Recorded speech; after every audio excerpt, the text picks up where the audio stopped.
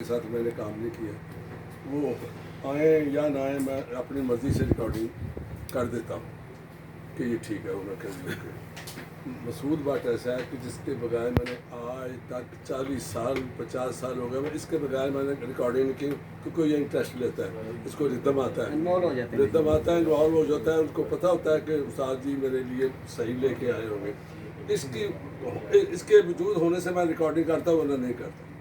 क्यों? ये पकड़ लेता है कि यहाँ से गलत है। और कोई बात ये आप ही ने सीखा है उस्ताद जी? जी भट्टी साहब माशाल्लाह बहुत सीनियर है माशाल्लाह।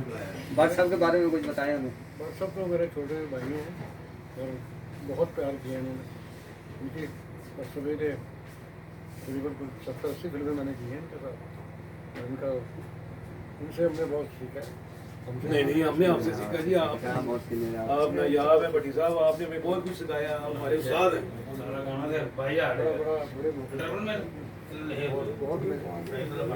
और कम हमने ना बैकग्राउंड मिक्सिंग, मेरे हाल में मैंने 92 फिल्में बनाई हैं, उसमें से कम भट्टी साहब ने 75% फिल्में की होंगी बैकग्राउंड मिक्सिंग और गाड़ी। बड़ा कंट्रीब्यूशन है भट्टी साहब का। ये भी फनकार आजम है, फनकार आजम है अपने। बड़ी शफकत की है इन्होंने, बड़ा हमारे बड़ा काम किया जी मैंने भट्टी साहब के साथ बहुत। ये खुरम पट्टी के बारे में कुछ बताएं बस। खुरम भट्टी तो देखें जी, जैसे हम भट्टी साहब के बेटे हैं, वो हमारा बेटा है। ये आवारा गर्द आदमी है। और खुरम भट्टी भी अपने काम करने सही जानशीन है रईस भट्टी साहब का। इसने खूब काम सीखा है और अपने बाप का नाम रोशन किया है, कम नहीं किया है। मैं तो उसके बगैर काम ही नहीं करता, मैं तो उसके बगैर काम। चलो भी आ जाओ, चलो काम शुरू करो यार। बहुत